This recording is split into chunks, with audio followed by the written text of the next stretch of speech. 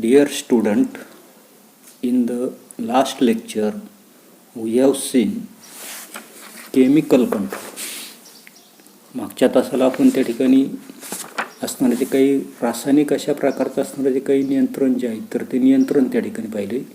याच्यामध्ये असणारे जे काही एंडोक्रिनिक असणारे जे काही ग्लँड्स जे आहेत, अंतस्रावी असणारे जे काही ग्रंथी जे आहेत तर ती ग्रंथी महत्त्वाचं अशा प्रकारचं कार्य जे आहे तर ते कार्य त्या ठिकाणी करताना दिसतं. त्याच्यानंतर आपण असणारे जे काही मेल आणि फिमेलमध्ये असणारे जे काही एंडोक्रिनिक असणारे जे काही ग्लँड्स जे आहेत तर त्या ग्लँड्स आपण त्या ठिकाणी पाहिल्यात. याच्यानंतर पुढे आपल्याला त्या ठिकाणी endocrine glands location and important functions आपल्याला त्या ठिकाणी पाहायचं आहे. म्हणजे असणारे जे काही अंतस्रावी ग्रंथी त्यांचं असणारे जे काही लोकेशन स्थान आणि त्यांचं असणारे जे काही महत्त्वाचे अशा प्रकारचे असणारे जे काही कार्य जे आहे तर ते कार्य आपल्याला या ठिकाणी पाहिजेत. व त्याच्यापैकी पहिले असणारे जे काही ग्लँड्स जे आहेत तर ते ग्लँड्स आपल्याला दिलेली हायपोथॅलमस. आता हायपोथॅलमस त्याला मराठीमध्ये म्हटलेलं आहे अधोचेतक. याचं असताना जे काही लोकेशन स्थान जे आहे तर ते स्थान above the pituitary glands in the fore brain.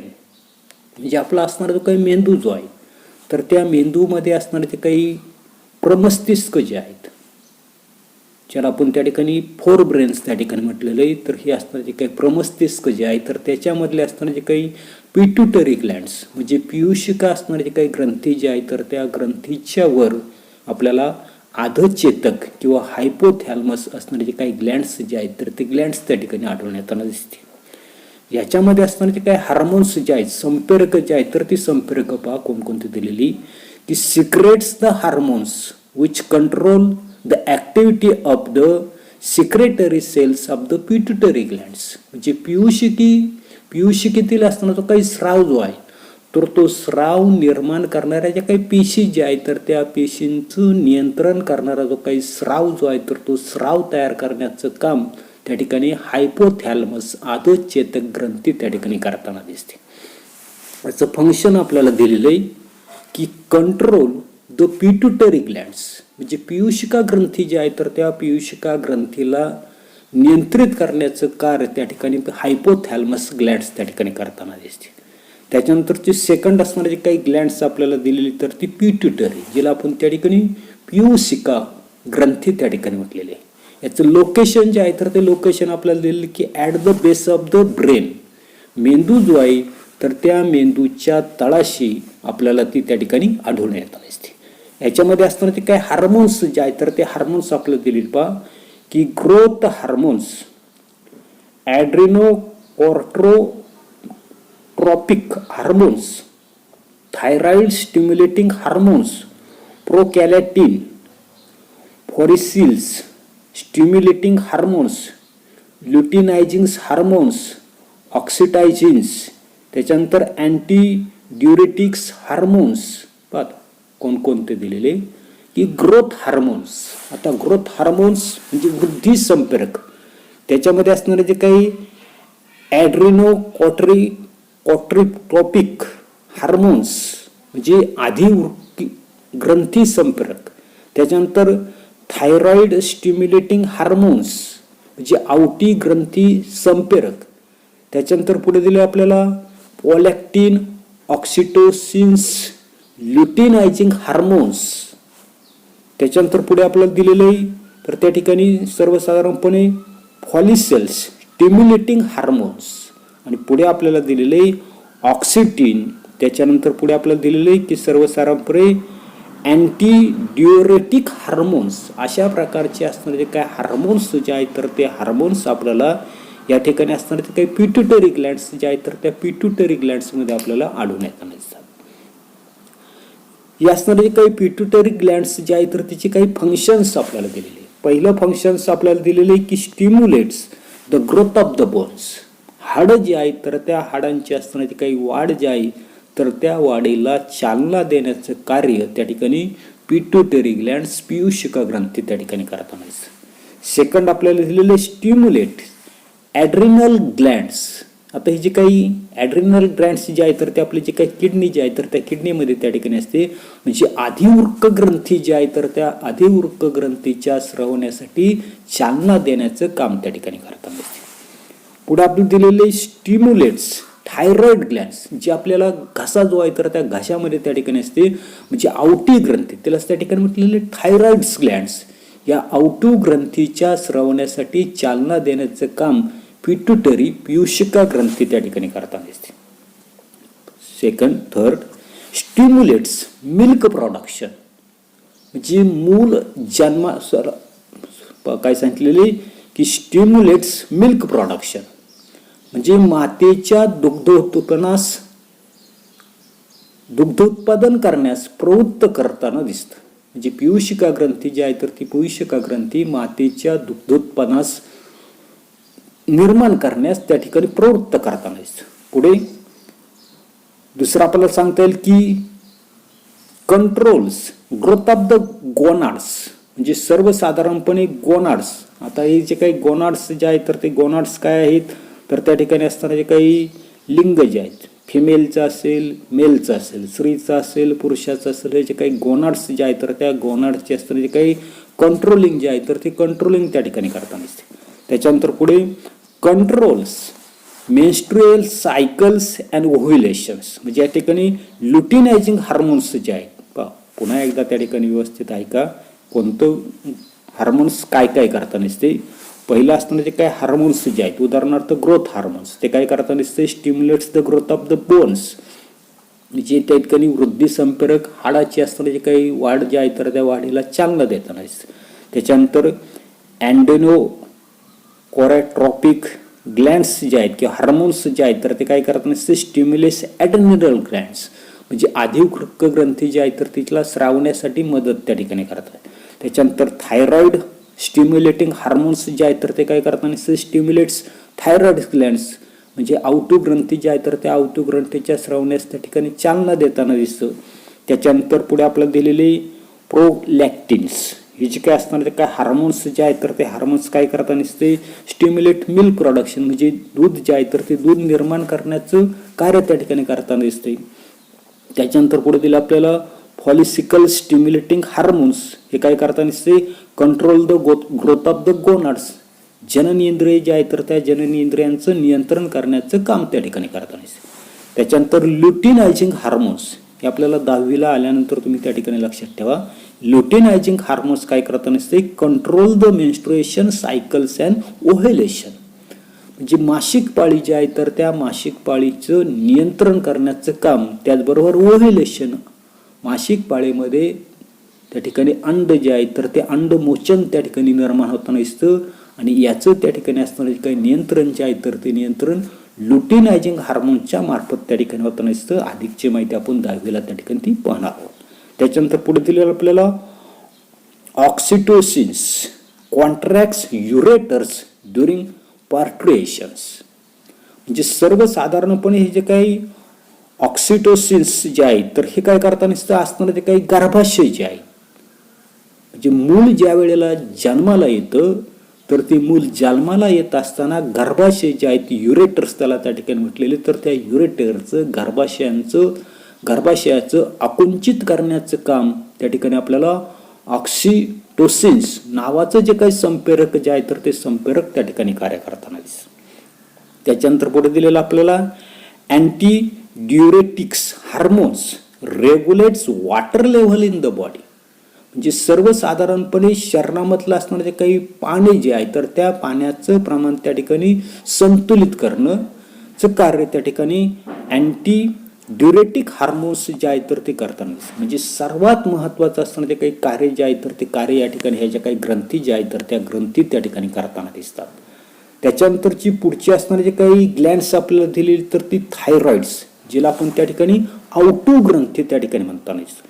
हिचं असणारं जे काही लोकेशन जे आहे स्थान जे आहे तर ते स्थान कुठं दिलेलं आपल्याला थायरॉइड चेन, किंवा दुसरं आपल्याला सांगितलेलं की सर्वसाधारणपणे या ठिकाणी आपल्याला कॅल्सिटोनिन्स, म्हणजे आता थायरॉइड जीन म्हणजे जे काही मान जे आहे तर त्या मानेच्या मध्यभागी किंवा समोरून श्वसनालगतच्या जो काय असणारा जो काही ट्रॅचिया जो आहे ज्याला आपण त्या ठिकाणी श्वसन मार्ग त्या ठिकाणी म्हटलेले, तर त्याच्या दोन्ही बाजूला या ठिकाणी असणारे जे काही थायरॉइड्स किंवा आवटू ग्रंथी जे आहे तर त्या आवटू ग्रंथी त्या ठिकाणी म्हणजे ठिकाणी आपली असणारे जे काही मान, आणि या मानेच्या बरोबर मध्यभागी किंवा हे जे काही असणार आहेत काही स्ट्रॅचेज आहेत, श्वसन मार्ग जो आहे, श्वसन नलिका जी आहे तर त्या श्वसन नलिकेच्या दोन्ही बाजूला त्या ठिकाणी त्या असतात पुढे.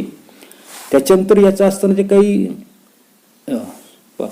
सांगताना थोडंसं चुकीचं सांगितलं मी. थायरॉइड ग्लँड्स तुकडं सांगितलं आपल्याला की anterior lateral sides of the trachea in neck regions, म्हणजे मानेच्या मध्यभागी समोरून श्वसन नाल जो आहे, श्वसन नलिका जी आहे तर त्याच्या दोन्ही बाजूस याच्यामध्ये असणारे जे काही हार्मोन्स जे आहेत तर ते हार्मोन्स आपल्याला दिलेली पहिली थायरॉक्सिन आणि दुसरं दिलेलं आपल्याला कॅल्सिटोनिन्स, ही दोन हार्मोन्स त्या ठिकाणी आपल्याला थायरॉइड्समध्ये असतात.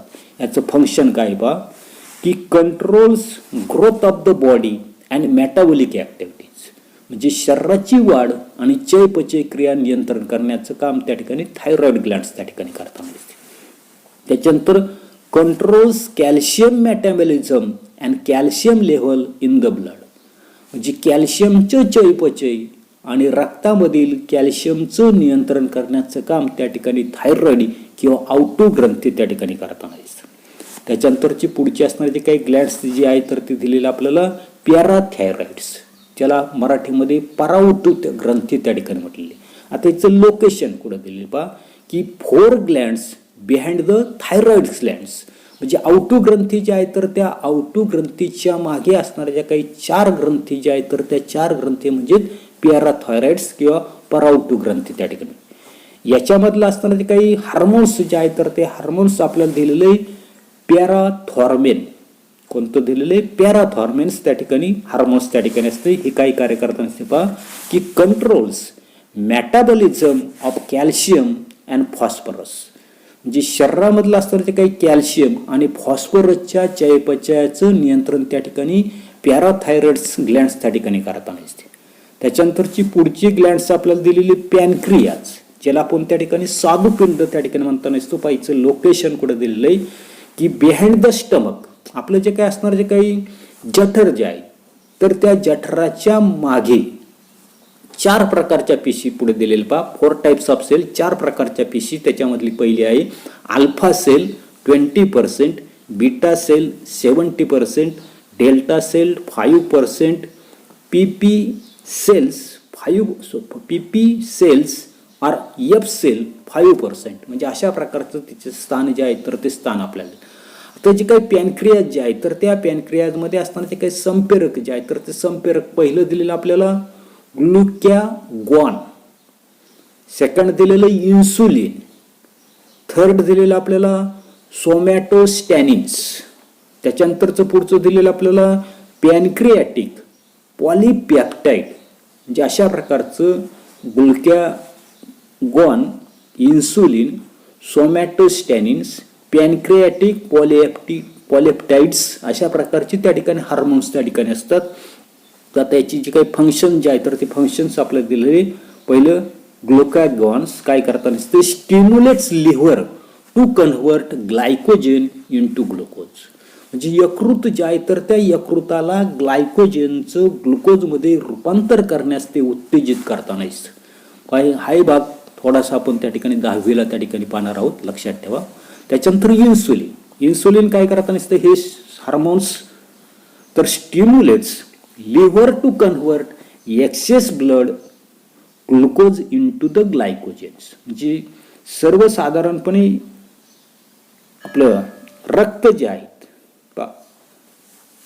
तर या ठिकाणी stimulates liver to convert excess blood glucose into the glycogen. आपलं असणारे जे काही यकृत जे आहे तर त्या यकृतामध्ये असणारे जे काही रक्तामधले असणारे जे काही जास्त असणारे जे काही ग्लुकोज जे आहे तर त्या ग्लुकोजचं रूपांतर ग्लायकोजेन जे आहे तर त्या ग्लायकोजेनमध्ये त्या ठिकाणी करताना दिसतं.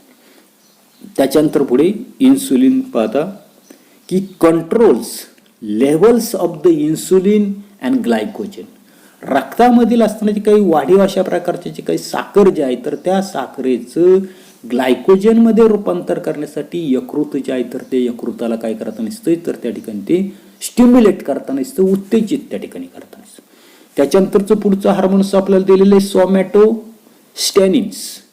आता हे काय करताना दिसतंय तर सर्वसाधारणपणे control levels of the insulin and glycogen, ते आपण मगाशीच त्या ठिकाणी पाहिले.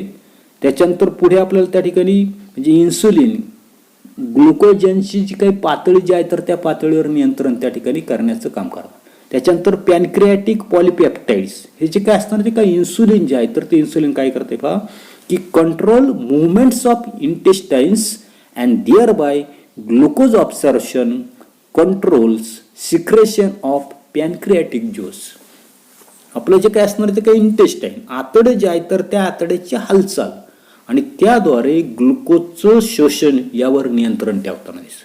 त्याचबरोबर पुढे आपल्याला सांगितलं की सर्वसाधारणपणे स्वादुरस जो आहे तर त्या स्वादुरसाच्या स्रवण्यावर नियंत्रण ठेवण्याचं काम त्या ठिकाणी आपल्याला पॅनक्रियास जो आहे तर तो पॅनक्रियास त्या ठिकाणी करताना दिसतो.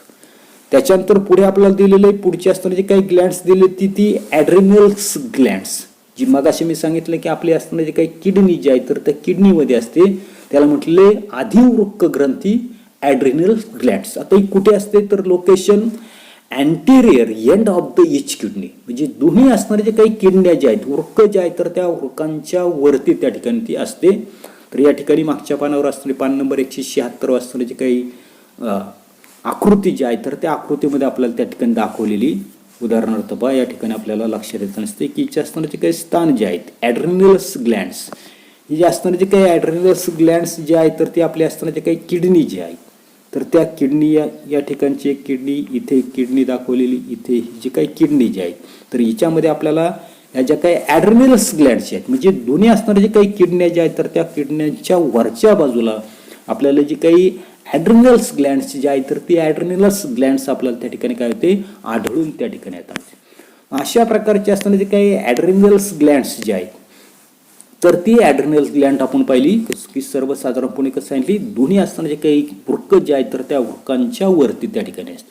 आता याच्यामध्ये असणारे जे काही हार्मोन्स जे आहेत तर ते हार्मोन्स आपल्याला दिलेले पहा ॲड्रेनॅलिन आणि दुसरं दिलेलं आपल्याला नॉर ॲड्रेनॅलिस. अशा प्रकारचे दोन हार्मोन्स त्या ठिकाणी असतात आणि खाली आपल्याला दिलेले कॉर्टिकोस्टेरॉइड्स, नीट नाव पहा काय सांगितलेले कॉर्टिकोस्टेरॉइड्स ही असणारे जे काही हार्मोन्स जे आहेत तर ते हार्मोन्स त्या ठिकाणी असते. आता याच्यामध्ये असताना ते काही ॲड्रिनल आणि नॉन ॲड्रिनल्स असणारे जे काही हार्मोन्स जे आहेत तर ते काय कार्य करतात असते पहा की controls behaviour during crisis and emotional situation. काय सांगितलेले आता सर्वसाधारणपणे आपल्या लक्षात येत नसते की आणीबाणीचा किंवा भावनिक प्रसंग जो आहे तर त्या भावनिक प्रसंगाचं असणारं जे काही वर्तन जे आहे तर त्या वर्तनाचं नियंत्रण करण्याचं काम त्या ठिकाणी ॲड्रेनिनल किंवा नॉन ॲड्रेनिनल ग्रंथी त्या ठिकाणी करताना दिसतात. याच्यानंतरची पुढची दिलेली आपल्याला कॉर्टिकोस्टेरॉइड्स ही जी काही ग्रंथी जी आहे तर ती ग्रंथी काय करताना दिसते पहा की stimulates heart and its conducting tissue and metabolic processes, म्हणजे हृदय जे आहे तर ती हृदय आणि त्याच्या सहवाहिनी संस्था ज्या आहेत तर त्यांचं उद्दीपन करणं चयपचय क्रियेला उत्तेजन देण्याचं कार्य त्या ठिकाणी करताना. त्याचबरोबर पुढे आपल्याला सांगितलंय maintains balance of sodium and potassium and stimulates metabolism. Sodium असेल पोटॅशियम असेल त्यांचं संतुलन त्यांचं चयपचय क्रियेला उत्तेजन देण्याचं कार्य त्या ठिकाणी करताना. त्याच्यानंतरचं पुढचं आपल्याला सांगितलं ओव्हरी ज्याला आपण अंडाशय म्हणतो. आता हे अंडाशय कुठे असते तर पुन्हा आपल्या त्या ठिकाणी लक्षात येत नसते. आता हे जे अंडाशय जे आहे तर ते फक्त फिमेलमध्येच असणार आहे, स्त्रीमध्ये असणार आहे. पुन्हा पान नंबर 176 जे आहे तर त्या 76 वरची